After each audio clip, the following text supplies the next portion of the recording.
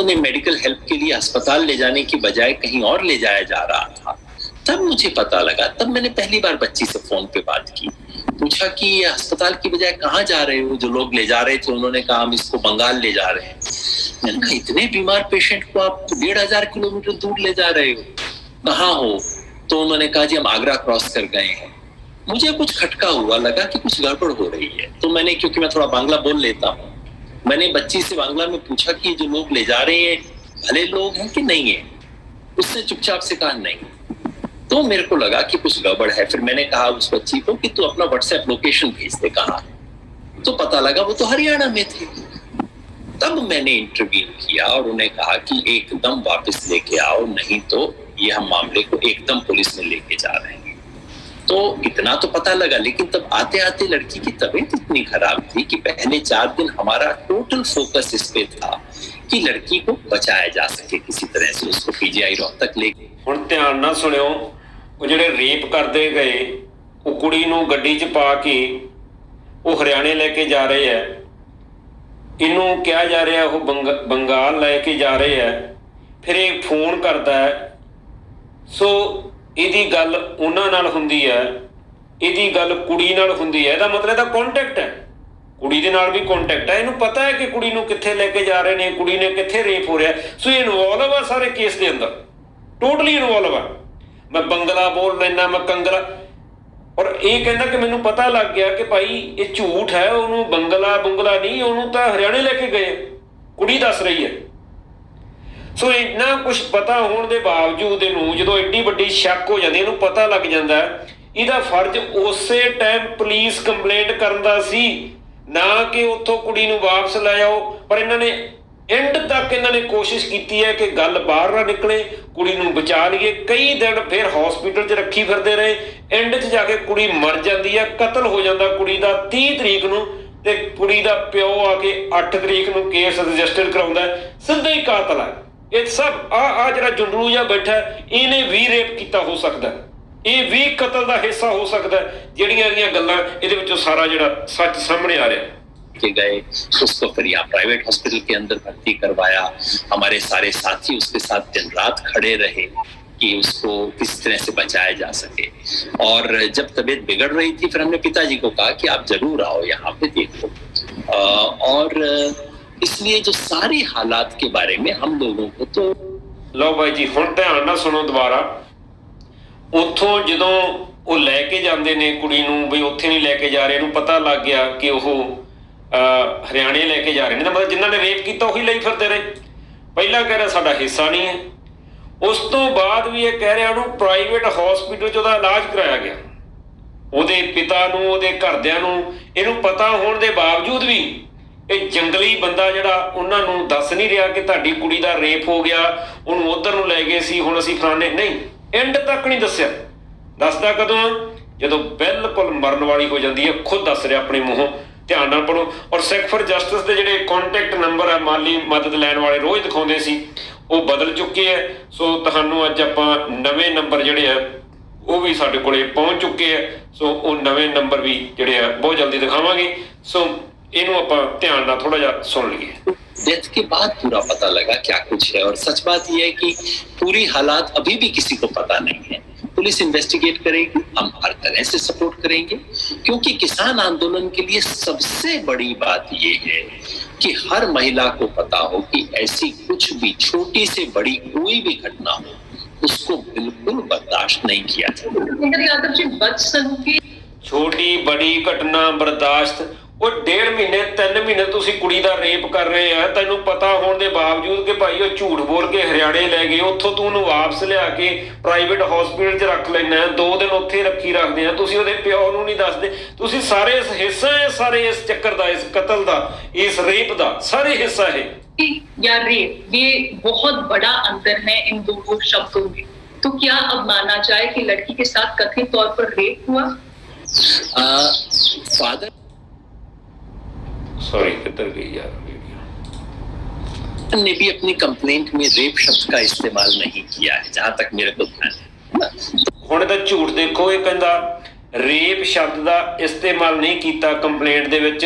दूसरे पासे BBC दी news है कि रेप दे ਸਮੂਹਕ ਬਲਾਤਕਾਰ, ਰੇਪ ਹੀ ਨਹੀਂ, gang rape, not only one, more than 2, 3, 4 comrade ਔਰ ਆਮ ਆਦਮੀ ਪਾਰਟੀ ਦੇ ਗੁੰਡੇ, ਕਾਤਲ, ਰੇਪਿਸਟ ਲੋਕ।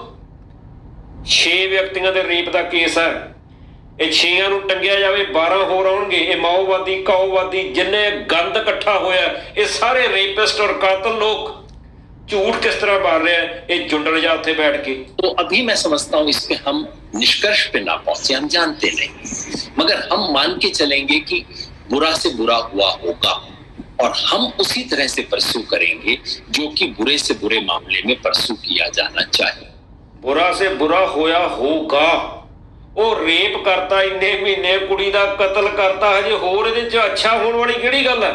ਇਹ ਕਲਚਰ ਹੈ ਇਹਨਾਂ ਲੋਕਾਂ ਦਾ। ਹੁਣ ਜਿਹੜੇ ਇਹਨਾਂ ਦੇ ਨਾਲ ਹੈ ਸਾਡੇ ਭਾਈ, ਹਰਿਆਣਵੀ ਭਾਈ ਆ ਗਿਆ, ਘੋੜੂ ਭਾਈ ਆ ਗਿਆ, ਰਾਜਸਥਾਨੀ ਭਾਈ ਆ ਗਿਆ, ਲੈ ਜਾਓ ਆਪਣੀਆਂ ਮਾਵਾਂ ਭੈਣਾਂ ਉੱਥੇ।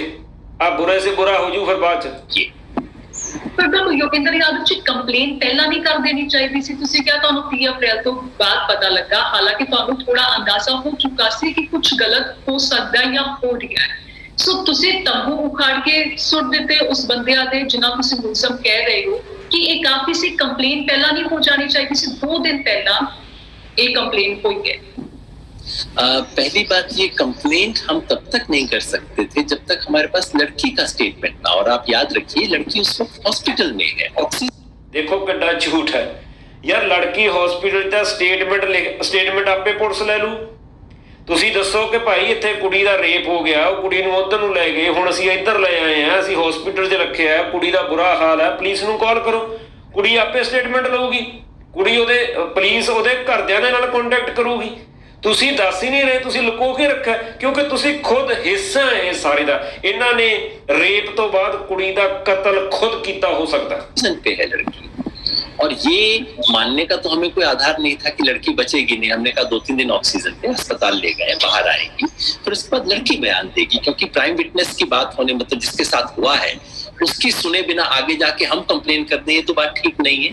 और उनकी डेथ के बाद जैसे मैंने कहा, पिताजी के पास सारी बात रखी, पिताजी ने थोड़ा टाइम लिया। वो भी आदमी इतने धक्के से पहले धक्का लगता है, सारी चीज है, उभरने में उनको टाइम लगा। उन्होंने अपने टाइम से कंप्लेन किया, शायद 1-2 दिन डिले हो गया इसमें, लेकिन अब ऐसे आदमी को ऐसी हालात में आप धक्का तो नहीं दे सकते। 30 ਅਪ੍ਰੈਲ ਨੂੰ ਲੜਕੀ ਦੀ ਮੌਤ ਹੋਈ ਤੇ 2 ਦਿਨ ਪਹਿਲਾਂ ਪੁਲਿਸ ਕੰਪਲੇਂਟ ਤੁਸੀਂ ਕਰਵਾਉਂਦੇ। ਮੁਲਜ਼ਮ ਕੌਣ ਨੇ ਕਿ ਉਹਨਾਂ ਦਾ ਕਿਸਾਨ ਮੋਰਚੇ ਦੇ ਨਾਲ, ਸੰਯੁਕਤ ਕਿਸਾਨ ਮੋਰਚੇ ਦੇ ਨਾਲ ਕਿਸੇ ਤਰ੍ਹਾਂ ਦਾ ਕੋਈ ਨਾਤਾ ਹੈ? ਕਿਉਂਕਿ ਇਹ ਕਿਸਾਨ ਲੀਡਰ ਕਿਹਾ ਜਾ ਰਿਹਾ ਹੈ। ਕੀ ਕਹਿਣਾ ਚਾਹੋਗੇ ਤੁਸੀਂ, ਕੌਣ ਲੋਕ ਹੋ? ये जो किसान सोशल आर्मी के नाम से कुछ लोगों ने जो चलाया था, मैं स्पष्ट कर दूं, किसान सोशल आर्मी हमारी किसी जत्थेबंदी का हिस्सा नहीं है, हमारी किसी कमेटी का हिस्सा नहीं है।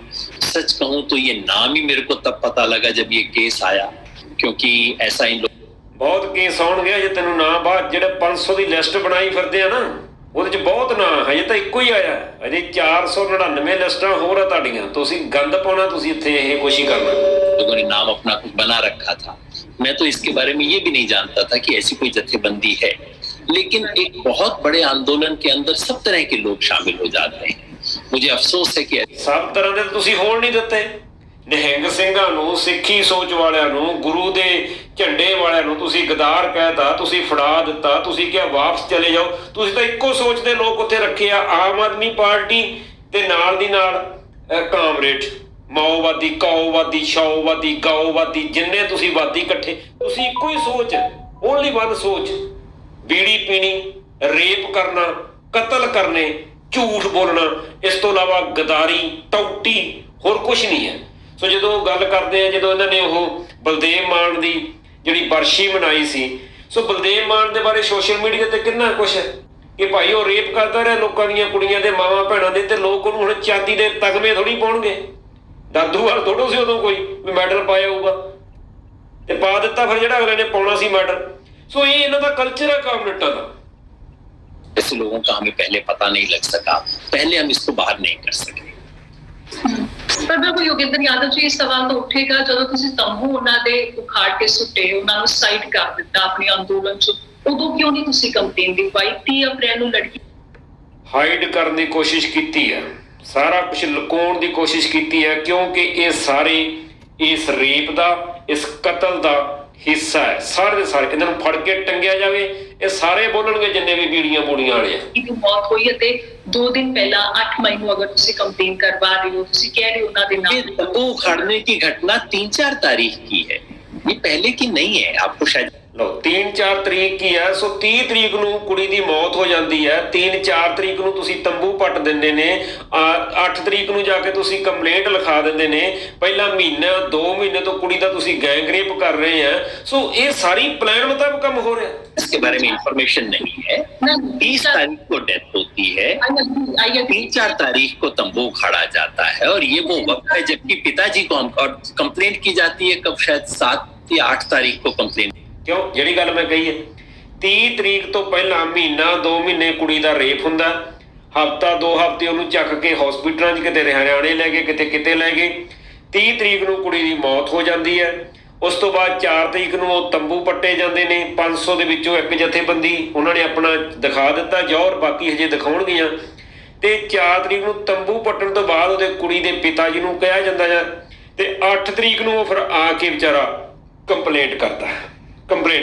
ਦੇਖੋ ਸ਼ਰੇਆਮ ਫਸਟ ਜਿਹੜੀ ਕੈਨੇਡਾ ਦੇ ਵਿੱਚ ਜਾਂ ਅਮਰੀਕਾ ਦੇ ਵਿੱਚ ਜਦੋਂ ਇਸ ਤਰ੍ਹਾਂ ਦਾ ਕੇਸ ਹੁੰਦਾ ਨਾ, ਇਹ 2nd 3rd degree murder degree ਨਹੀਂ ਹੈ, ਇਹ ਫਸਟ। ਇਹ ਸਾਰੇ ਪਲੈਨਰ ਆ ਜਿੰਨੇ ਵੀ ਇਹ ਸਾਰਿਆਂ ਦਾ ਹਿੱਸਾ ਹੈ।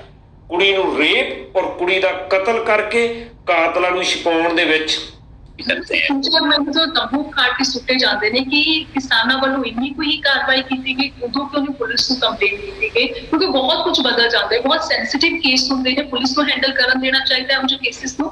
ਅਤੇ ਇਹ ਵੀ ਸਵਾਲ ਉੱਠੇ ਜਿਵੇਂ ਮੈਂ ਗੱਲ ਕਰ ਰਹੀ ਹਾਂ, ਇਹ ਕਿਹਾ ਜਾ ਰਿਹਾ ਕਿ ਕਿਸਾਨਾਂ ਨੇ ਇਸ ਨੂੰ ਦਬਾਉਣ ਦੀ ਕੋਸ਼ਿਸ਼ ਕੀਤੀ, ਕਿਤੇ ਉਹਨਾਂ ਦਾ ਅੰਦੋਲਨ ਖਰਾਬ ਨਾ ਹੋ ਜਾਏ, ਇਹ ਕਿਹਾ ਜਾ ਰਿਹਾ। ਸੋ ਮੈਂ ਕਲੈਰਿਟੀ ਤੁਹਾਡੇ ਕੋਲ ਲੈਣਾ ਚਾਹਾਂਗੀ ਕਿ ਪਿਤਾ ਨਾਲ ਜੋ ਤੁਹਾਡੀ ਗੱਲ ਹੋਈ ਕਿ ਤੁਸੀਂ ਐਜ਼ ਐਨ ਐਕਸਪਰਟ ਤੁਸੀਂ ਕਿਹਾ ਨਹੀਂ ਉਹਨਾਂ ਨੂੰ ਕਿ ਉਹਨੂੰ ਪਹਿਲਾਂ ਪੁਲਿਸ ਨੂੰ ਕੰਪਲੇਂਟ ਕਰਨੀ ਚਾਹੀਦੀ ਹੈ, ਅਸੀਂ ਚੱਲਦੇ ਹਾਂ।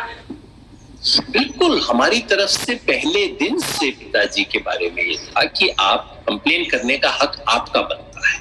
कोई बात ਪਹਿਲੇ ਦਿਨ ਸੇ ਤੁਹਾਡੇ ਸਾਹਮਣੇ ਖੁਦ ਕਹਿ ਕੇ ਗਿਆ ਹੈ ਬਈ 30 ਤਰੀਕ ਨੂੰ ਜਦੋਂ ਮੌਤ ਹੁੰਦੀ ਆ ਉਸ ਟਾਈਮ ਪਿਤਾ ਜੀ ਨੂੰ ਦੱਸਿਆ ਜਾਂਦਾ ਤੇ 4 ਤਰੀਕ ਨੂੰ ਤੰਬੂ ਪੱਟੇ ਜਾਂਦੇ ਨੇ। 8 ਤਰੀਕ ਨੂੰ ਪਿਤਾ ਜੀ ਆ ਕੇ ਕੰਪਲੇਂਟ ਕਰਦਾ। ਤੁਸੀਂ ਮਹੀਨੇ 2 ਮਹੀਨੇ ਤੋਂ ਰੇਪ ਕਰ ਰਹੇ ਆ, ਕੁੜੀ ਨੂੰ ਇੱਧਰ ਉੱਧਰ ਲਈ ਫਿਰਦੇ ਆ, ਤੁਸੀਂ ਦੱਸ ਹੀ ਨਹੀਂ ਰਹੇ, ਨਾ ਪੁਲਿਸ ਨੂੰ ਦੱਸ ਰਹੇ ਆ, ਨਾ ਪਿਤਾ ਜੀ ਨੂੰ ਦੱਸ ਰਹੇ ਆ। ਸੋ ਇਹ ਸਾਰੇ ਹਿੱਸਾ ਹੈ ਸਾਰੇ ਕਤਲ ਦਾ। हर का आदमी पहला कंप्लेनेंट नहीं हो सकता है, और हमने उन्होंने कंप्लेंट क्यों नहीं की, इतना टाइम क्यों लग गया? पूरे फैक्ट इकट्ठे करने हैं। वो बंदा बाहर से आया है, वो यहाँ की लैंग्वेज ਫੈਕਟ ਇਕੱਠੇ ਕਰਨੇ ਆ। 2 ਮਹੀਨੇ 3 ਮਹੀਨੇ ਕੁੜੀ ਮਰ ਜਾਵੇ ਉਸ ਤੋਂ ਬਾਅਦ ਫੈਕਟ ਇਕੱਠੇ ਨਹੀਂ, ਫੈਕਟ ਨੂੰ ਛੁਪਾਇਆ ਜਾਣਾ। ਤੰਬੂ ਪੱਟੇ ਗਏ ਨੇ, ਕਾਤਲਾਂ ਨੂੰ ਭਜਾ ਦਿੱਤਾ ਗਿਆ, ਕਾਤਲਾਂ ਨੂੰ ਬਚਾਇਆ ਜਾਣਾ ਸੀ, ਇਸ ਕਰਕੇ ਉਹਨਾਂ ਟਾਈਮ ਤੱਕ ਵੇਟ ਕੀਤੀ ਗਈ। ਸੋ ਕਿੱਡਾ ਵੱਡਾ ਝੂਠ ਕਿ ਭਾਈ ਜਾਂ ਉਹ ਕੁੜੀ ਬਿਆਨ ਦੇ ਸਕਦੀ ਸੀ, ਕੰਪਲੇਂਟ ਕਰ, ਉਹ ਕੁੜੀ ਤਾਂ ਮਰ ਗਈ। ਤੇ ਜੇ ਸਪੋਜ਼ ਕਰੋ ਉਹਦਾ ਪਿਓ ਵੀ ਨਾ ਹੁੰਦਾ, ਇਹਦਾ ਮਤਲਬ ਕੰਪਲੇਂਟ ਨਹੀਂ ਸੀ ਹੋਣੀ, ਤੁਸੀਂ ਖਰੀਸ ਕੇ ਸੱਟ ਦੇਣਾ ਸੀ ਉੱਥੇ। ਪਤਾ ਨਹੀਂ ਕਿੰਨੀਆਂ ਕੁ ਮਾਵਾਂ ਭੈਣਾਂ ਦੇ ਇਹਨਾਂ ਨੇ ਉੱਥੇ ਗੈਂਗ ਰੇਪ ਕੀਤੇ ਆ। ਜੇ ਹਜੇ ਵੀ ਕਿਸੇ ਦੀਆਂ ਮਾਵਾਂ ਭੈਣਾਂ ਹੈਗੀਆਂ ਬੁਲਾ ਲਓ ਭਰਾਵੋ। ਮੈਂ ਹੁਣ ਬਹੁਤੇ ਲੰਮੀ ਨਹੀਂ ਜਾਣਾ, ਹਜੇ ਵੀ ਵੀਡੀਓ ਅੱਧ ਤੋਂ ਥੋੜੀ ਜਿਹੀ ਪਈ ਹੈ। ਸੋ ਇਹਦੇ ਵਰਗੇ ਬਈਏ ਦੇ ਤਰ੍ਹਾਂ ਕੇਸਾਧਾਰੀ ਹਿੰਦੂ ਵੀ ਜਿਹੜੇ ਹੈ ਉਹ ਵੀ ਇਸੇ ਤਰ੍ਹਾਂ ਦਾ ਹੀ ਉਹਨਾਂ ਦਾ ਹਿਸਾਬ ਕਿਤਾਬ ਹੈ। ਥੋੜਾ ਜਿਹਾ ਆਪਾਂ ਉਹਨਾਂ ਵੱਲ